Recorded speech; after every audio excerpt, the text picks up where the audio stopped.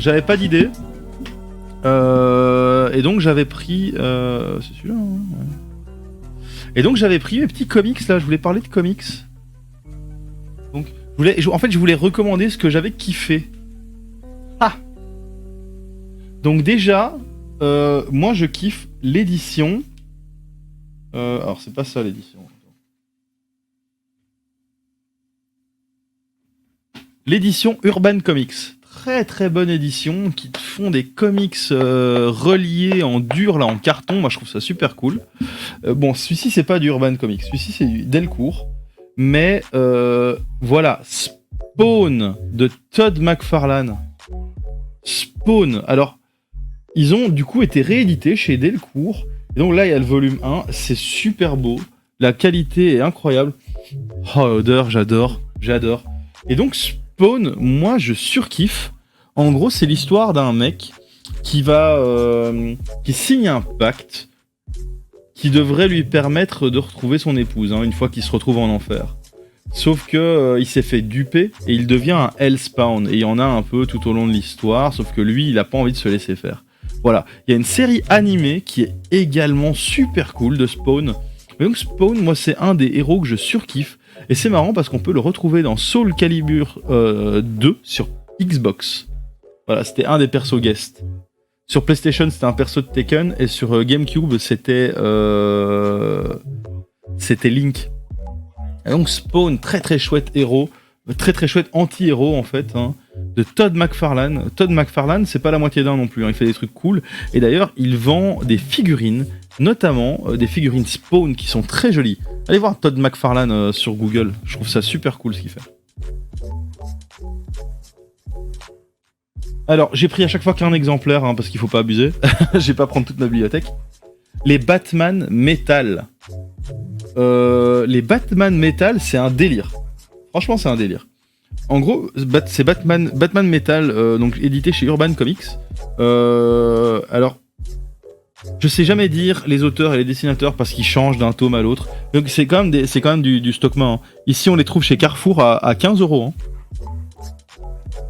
Moi, je passe par mon fournisseur de BD parce qu'avec la Gamebox, on met aussi des bandes dessinées souvent dans les box.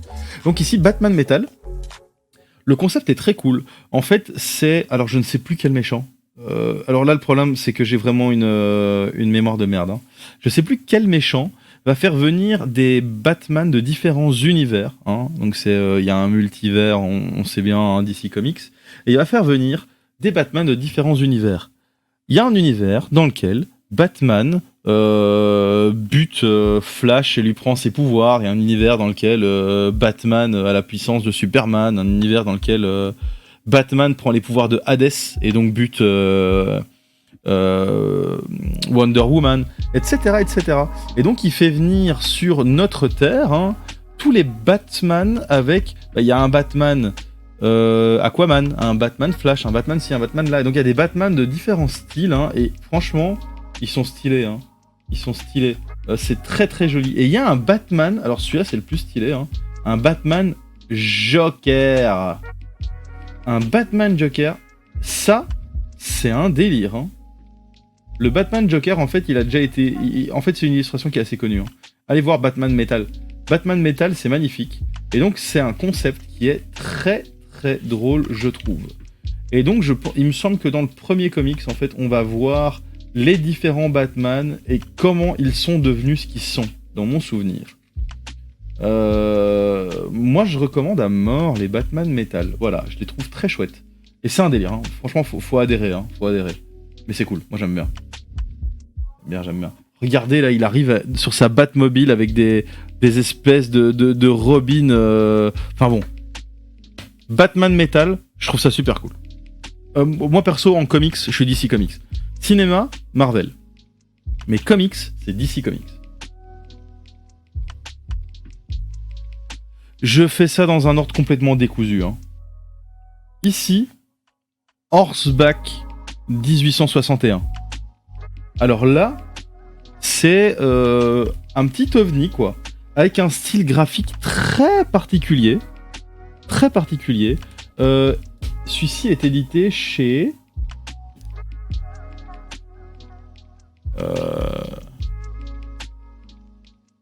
Asteda. Je connais pas. Mais en gros, très très cool comics sur le thème des cowboys, avec vraiment un style très très particulier. Très particulier. Moi j'aime bien, j'aime beaucoup beaucoup. Alors celui-ci, c'est un de mes favoris. Franchement, c'est un de mes favoris. Alors, c'est un Français, je pense, qui les dessine. C'est édité chez Glénat. C'est Il faut flinguer Ramirez. Pour l'instant, il y a 2 tomes. Oh, mais qu'est-ce que c'est cool! Il faut flinguer Ramirez. En fait, si tu kiffes Tarantino, il faut flinguer Ramirez. Avec un style qui est vraiment tout beau, tout chatoyant, les dessins sont magnifiques. Donc il faut flinguer Ramirez, hein, pour l'instant 2 tomes. Vraiment, moi j'ai retrouvé là-dedans les sensations que j'ai eues avec Pulp Fiction par exemple, ou avec dans une moindre mesure du Guy Ritchie, sauf que Guy Ritchie ça se passe en Angleterre, ici c'est clairement les États-Unis, donc c'est beaucoup plus Tarantino. Mais voilà, c'est moi je kiffe, hein, trop bien. Parlant de Tarantino, et tant que je fais des recommandations, j'aime bien faire des recommandations sur ce que j'aime. En fait, j'aime bien juste partager des trucs que je kiffe. Alors, donc voilà, ici, ça c'est déjà des comics que je recommande. Et avant de passer à la suite des comics, je vais juste passer rapidos sur mon screen et dire, voilà, hop, tac, tac, paf. Ce film, Lucky Number Slevin. Oh là là, si vous kiffez Naruto, Naruto, puis qu'est-ce que je raconte, what the fuck. Si vous kiffez du Tarantino, Lucky Number Slevin de Paul McGuigan. Lucky Number Slevin. Lucky Number Slevin, c'est Bruce Willis, c'est Lucy Liu, c'est Morgan Freeman, c'est franchement quali de ouf. Et donc là de nouveau on se retrouve dans un petit peu ce que fait un Tarantino et un petit peu ce que fait un Guy Ritchie. Pareil, je sais qu'il y a beaucoup de gens qui sont peut-être pas fans, mais ce que Guy Ritchie fait est incroyable. Et donc moi je trouve que si on aime bien du Tarantino, on va bien s'y retrouver avec Snatch. Snatch c'est quand même Jason Statham, Brad Pitt, c'est du lourd quand même, hein. Benicio del Toro, alors je sais pas pourquoi il s'affiche pas. Voilà, Snatch. Voilà, ce film incroyable à regarder en VO parce que les accents sont ouf. Chez Guy Ritchie, ah non, c'est pas Guy Ritchie, je pense. Non. Moi, j'aime aussi bien dans le style. Hein, vraiment, on est dans des. C'est pas vraiment. C'est pas du Tarantino. Hein, dire le style. Rock'n'Rolla. Rock'n'Rolla, excellent. Rock'n'Rolla, moi j'aime bien. Et alors là-dedans, on a Gérard Butler, on a Tom Hardy, si je me souviens bien. Enfin voilà, c'est quand même des acteurs bien balèzes qui ont été nous sortir pour ça. Rock'n'Rolla, excellent. Chez Tarantino, moi perso, Hateful Eight, c'est un des plus tarantinesques. C'est un huis clos de cowboy qui est sorti il y a pas si longtemps que ça. Hein. The Hateful Eight. Voilà, je recommande à mort, hein, tant qu'on est sur Tarantino. Évidemment Django, ça je vais pas passer dessus, il est trop connu Django. Et alors, oh là là, Once Upon a Time in Hollywood. God damn, incroyable, Once Upon a Time in Hollywood. Voilà, tout ça pour dire donc que pour moi, hop, dans les comics, enfin comics bande dessinée, hein, parce que du coup là c'est un français ou un belge, je sais pas, l'auteur c'est Nicolas Petrimo. Donc il faut flinguer Ramirez. Excellent. Et c'est du Tarantino en BD quoi, ça c'est vraiment cool. C'est un peu absurde, mais en même temps, voilà, on suit des histoires en parallèle, etc., qui se recoupent, qui tournent autour du crime enfin pas organisé, mais du crime aux États-Unis. Il est magnifique cette bande dessinée. C'est magnifique. Pour ceux qui kiffent les zombies, alors évidemment la licence est très connue, mais moi les comics Walking Dead je les trouve vraiment cool. Ils sont bien mieux et bien plus regardables que la série à mes yeux. La série, la saison 1 était à garder, le reste bof. C'est mon avis, hein. Chacun ses trucs. Donc édité chez Delcourt. Ce qui est cool avec le comics, c'est que malgré que les producteurs de la série voulaient plus de scénar, Les auteurs ont dit non, on va te faire foutre, on a fini notre histoire. Donc 32 tomes, terminé. Voilà, ils ont dit notre histoire, elle est terminée, il y a pas de suite, c'est fini. Donc moi j'ai les 32 tomes, j'ai toujours pas lu les 2 derniers. Mais donc c'est des comics et ceux-ci ils sont en couverture molle.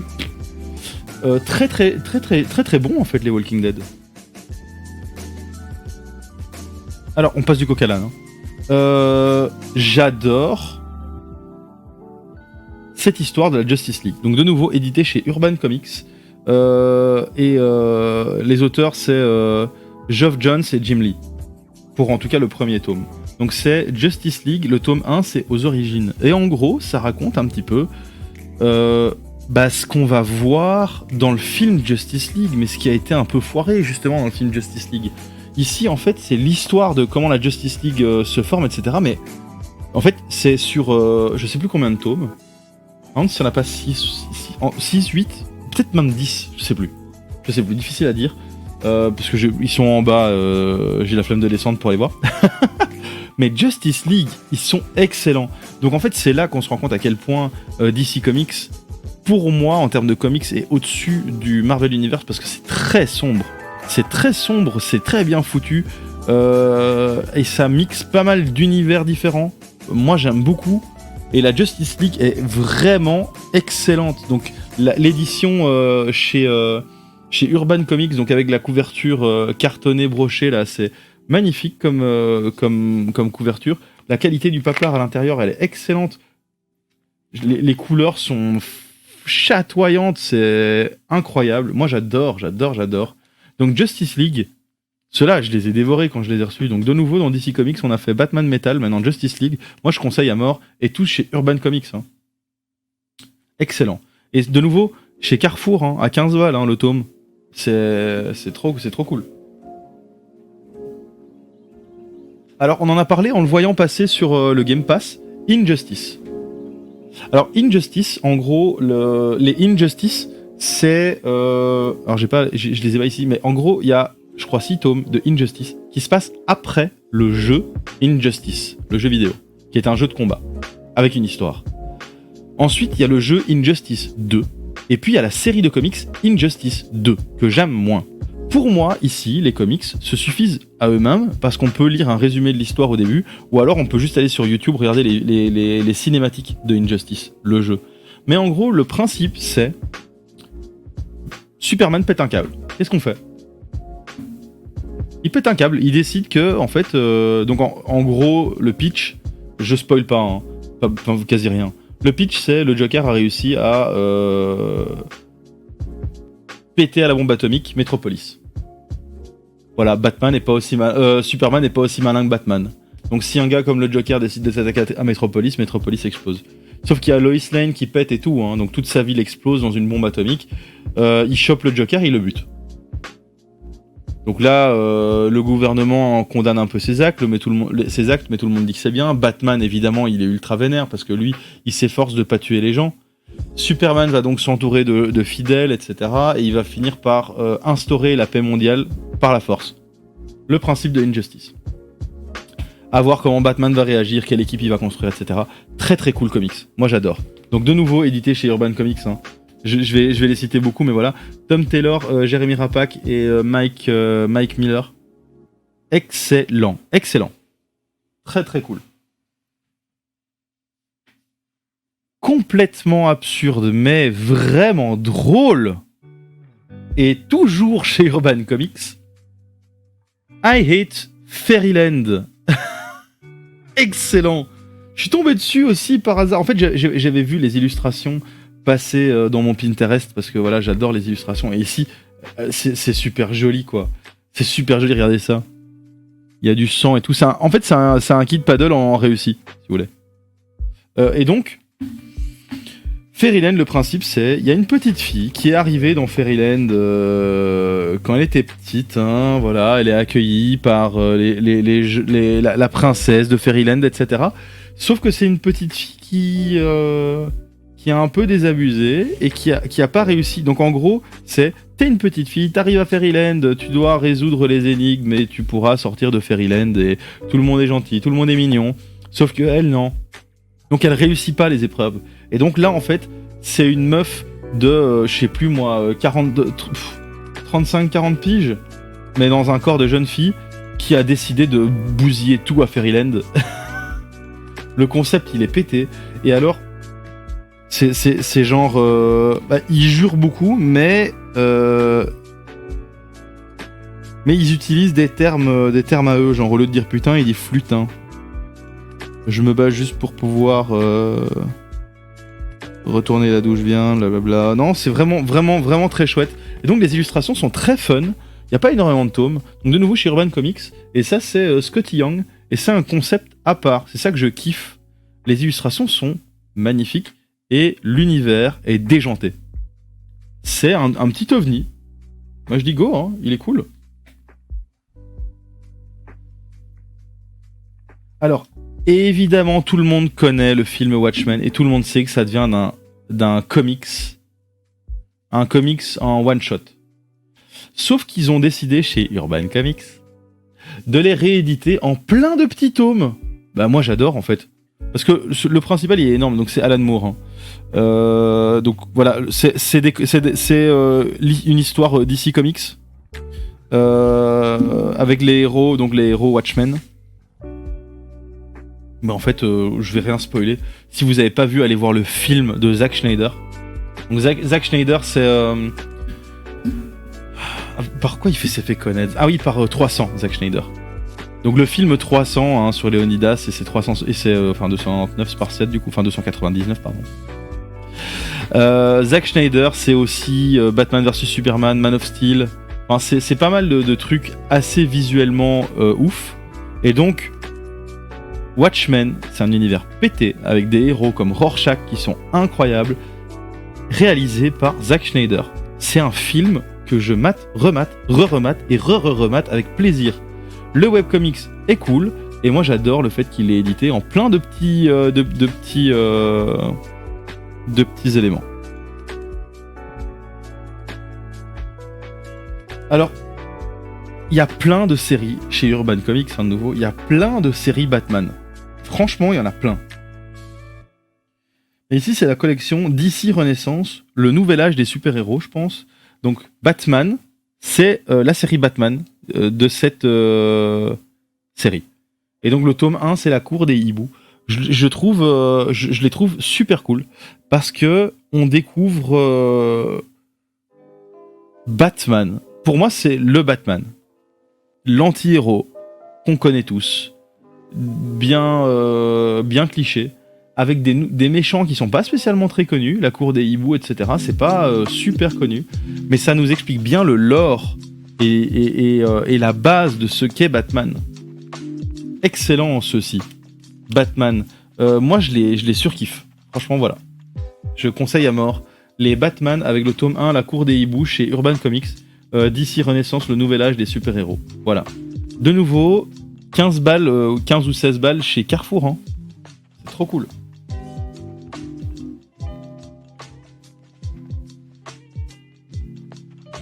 Bon, ici j'ai triché, j'ai pris toute la collecte. J'ai parlé de Watchmen, du film, mais ils ont également fait la série Before Watchmen. Before Watchmen, chez Urban Comics, chaque tome nous raconte les origines d'un personnage de Watchmen. Chaque tome va nous raconter, voilà, les origines des différents personnages, d'où viennent les Watchmen, comment ils en sont arrivés là où ils en sont. Vraiment trop cool. Un de ceux que j'ai préférés, c'est... Bon déjà, j'ai adoré les origines d'Ozymandias. Excellent personnage, Ozymandias. Dans le genre, comme Thanos, hein, un méchant... bon ici, Ozymandias, c'est pas le méchant, mais une personne qui a une vision comme ça pour le monde, et qui est pas spécialement toujours perçu comme bon par le monde, moi j'aime bien ce genre de perso. Voilà, toutes les origin story. Et alors, un de mes préférés, c'est celui-ci aussi. Les origin story du comédien. L'américain désabusé, guerre du Vietnam et tout. Et alors, à la fin, on a évidemment les origin story de Professeur Manhattan. Ou Docteur Manhattan, je sais plus.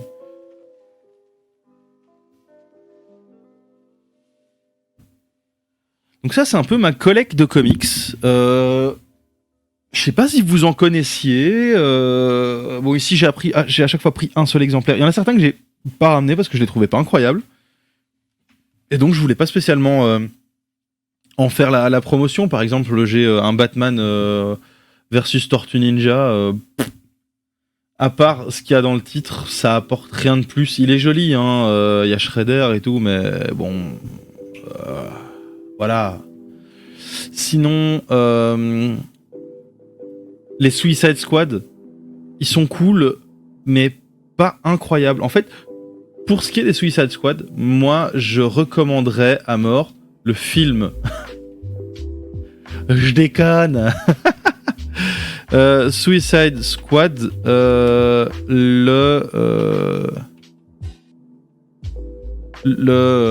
merde, comment l'OAV. Donc, c'est lequel? Il y en a deux, je pense, de Suicide Squad. Je crois que les deux sont bien. Je crois que les deux OAV sont bien. Mais, attends, c'est lequel? C'est quel OAV qui est excellent? DC Comics, ils font des excellents OAV. Hein. Faut pas regarder leurs films, faut regarder les OAV chez DC Comics. Quoique, il paraît que la Zack Snyder Cut de Justice League est bonne. Parce qu'au cinéma, on a eu la Final Cut. Hein. Et la Final Cut, il y a pas beaucoup de respect apparemment. D'ailleurs, le film était vraiment bof, hein, comparé à ce que la Justice League est. Mais là, il paraît que la Zack Snyder Cut est vraiment bien, mais toujours pas vu. Toujours pas vu. Dans les OAV, il y en a plein hein, qui sont bons. Dans lesquels... Assaut sur Arkham, il est très cool. Assaut sur Arkham... Merde, il est cool. Alors Batman versus Robin... Attends, il y en a vraiment plein. The Killing Joke. Celui-là, c'est un de ceux qui a fait le plus parler de lui. Suicide Squad, le prix de l'enfer. Bah, c'est peut-être celui-là, hein, au final. Suicide Squad, le prix de l'enfer. Je vais voir si c'est ça. Gna gna gna. Alors, je vais juste regarder. Gna gna gna. Ah, il a un article détaillé, voilà, c'est ça. Synopsis. Deadshot, Harley Quinn, Killer Frost, Captain Boomerang, Copperhead, Bronze Tiger. Non, c'est pas celui-là. Bon, écoutez, je sais plus c'est lequel, mais voilà. Regardez les OAV, hein, ils sont cool. Et les OAV, il y a un OAV Suicide Squad qui est excellent. Oui, ça existe. Mais donc Suicide Squad, j'ai des comics, mais je suis pas ultra fan. Et il y a quoi d'autre comme comics? Ah oui, j'ai un comics Deadpool, mais voilà, honnêtement, pas aussi fun que ça, le comics Deadpool. J'étais deg, hein, parce que je voulais vraiment y croire, mais voilà. Et j'ai aussi un comics Gardien de la Galaxie, voilà, c'est Marvel, quoi. Je trouve que la qualité est pas aussi présente que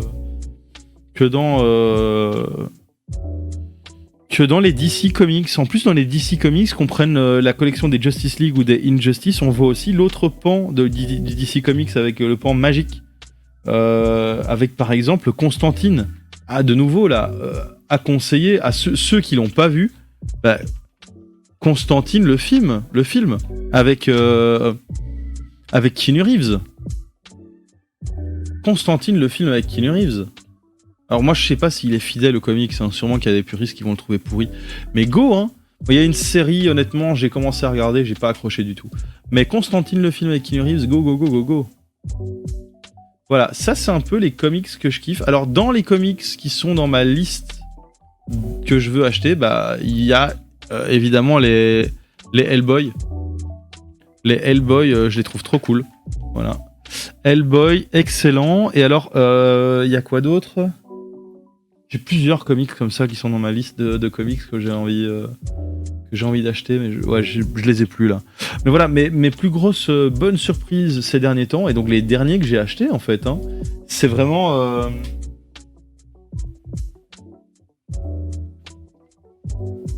ces deux-là qui n'ont rien à voir. Donc, il faut flinguer Ramirez et Horseback 1861. Voilà, c'est 2 super bonnes surprises.